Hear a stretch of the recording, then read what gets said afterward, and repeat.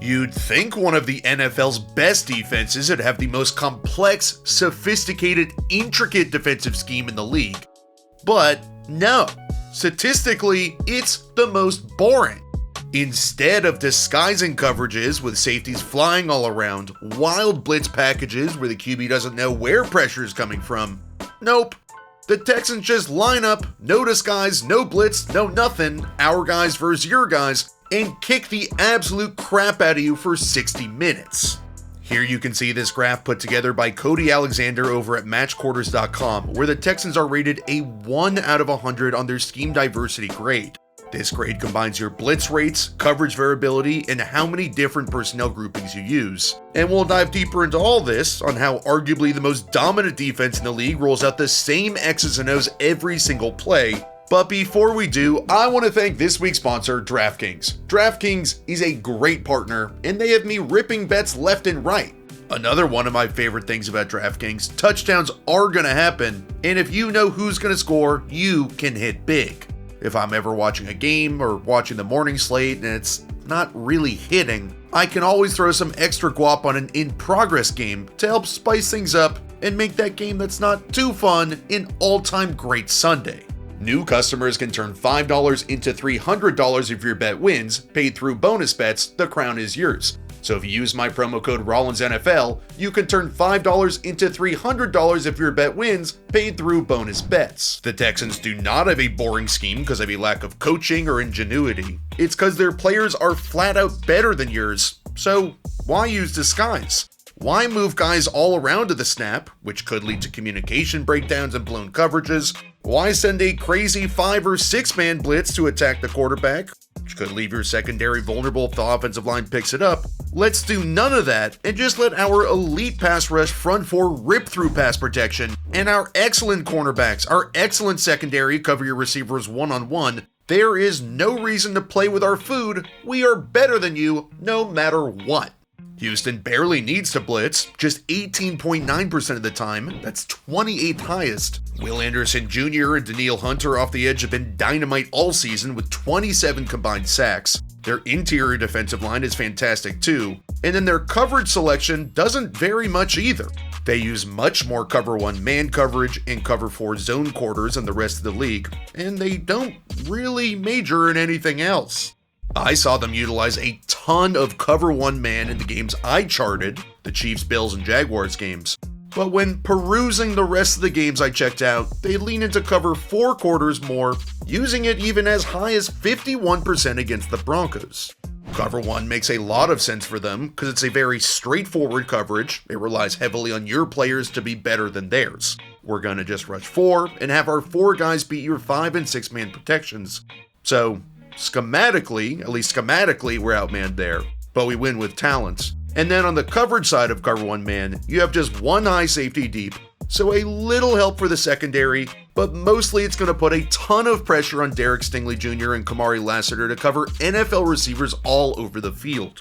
One of my favorite examples is how these 2 cornerbacks continuously chase down deep crossing routes. If I'm an offensive coordinator and I know I'm getting tons of cover 1 man coverage, I'm trying to get my speed guy to run away from your guy. Very, very hard for corners to keep up with a guy just immediately at the snap speed releasing and running away from them, as long as they don't get hands on them and press or something.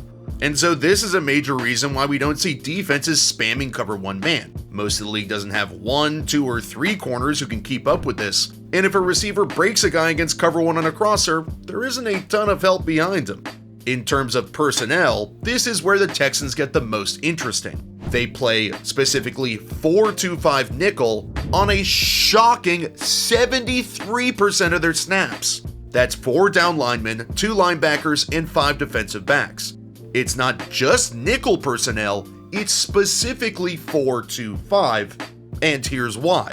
Nickel personnel is any 5 defensive backs, so you could play 3-3-5 with 3 backers instead of 2, you could play 2-4-5 with 2 backers playing ends, but DeMeco Ryans loves his 4-2-5 because he uses his nickel cornerback in a very interesting way.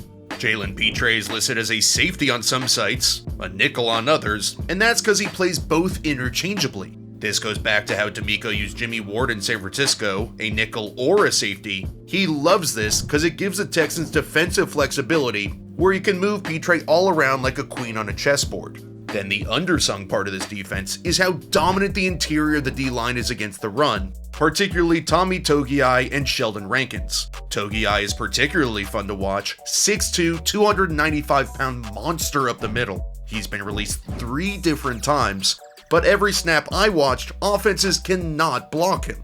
For example, check out this GY counter concept where the Chiefs have the numbers to block everybody in the picture as long as Henry To'o doesn't fly over to make the play.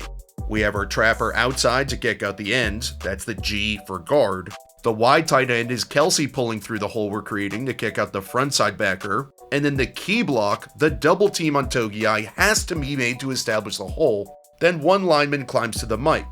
In a 2-for-1, our double teams need to win every single time, but Togiai ruins the play and the Chiefs have nowhere to run. The run defense is incredible because of the interior of the line, no doubt, but it's how everybody plays as a group in harmony together. Anderson Jr. and Hunter are extremely consistent at setting the edge. Bill Belichick famously said no edge, no defense, where the pair aren't necessarily trying to scream up the field to stop the run. They're holding up the end of the line of scrimmage to force the running back inside to where the big uglies are, so these ends are immediately funneling the run towards where all the heft is. All of this talent, this front 4 pass rush paired with these cornerbacks, while the Texan scheme is boring, their philosophy is aggression. They know the front 4 are getting home quick, so the ball has to come out quick, so they made a tweak to some of the cover 1 man concepts where their safeties are extra aggressive. While this is cover 1 man, the Texans often use their post safety, typically Kalen Bullock, to actually double a receiver going deep. Derek Stingley, Kamari Lassiter would get the advantage of helping cover 1 man, but the way the Texans play it, it's actually essentially cover 0 with no deep safeties, so the outside cornerbacks can't funnel the receivers towards anybody, which puts a ton of stress on them to perform. And they do. Houston trusts these guys so much that they'll use Stingley in essentially the Darrelle Revis island role, where they'll say to him, "You have their dude one-on-one, we're giving you 0 help, cancel him out," which allows the Texans to push everyone else over towards the rest of the receivers.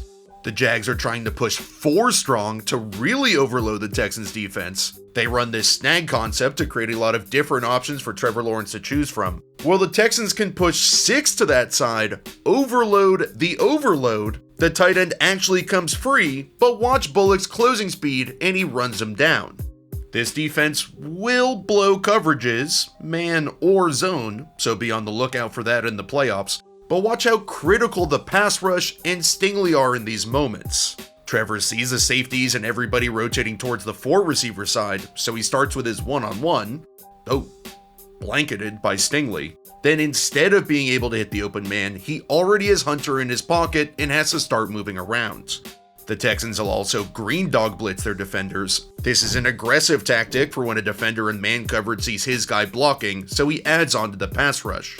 This is incredibly dangerous, because if his man peels off after blocking, there is not a soul in sight to defend him. But because of this pass rush and tight man coverage in the secondary, DeMeco trusts his guys to apply pressure when necessary. Offenses know they're gonna be aggressive, but they're still learning the Texans aren't overly aggressive. This was my favorite play I found where the Bills think they've finally got him. Since these cornerbacks are so good at defending our crossers, they're so fast, let's fake the crosser and run back the other way.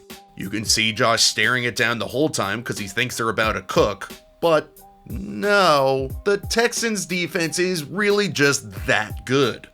It's actually crazy how good they are. You'd think with this quote-unquote boring scheme, they'd easily go stale, but other than the boring scheme, nothing is boring about this unit.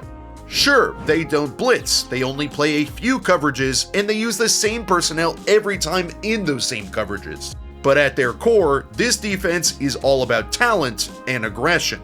They are far from a favorite in the playoffs based on, honestly, their offense. But Houston has a lot of things it takes to win in January. An elite defense, and an offense that could potentially get hot. We've been transitioning back to a time where running the ball and defense are really becoming great again. And when looking at this playoff picture, there aren't a ton of overly dynamic offenses anyway, And the Texans, maybe the Seahawks, have the best defense in the bunch. If the offense can find anything and play even just average football, the mantra of this Texans team over the next month: defense wins championships.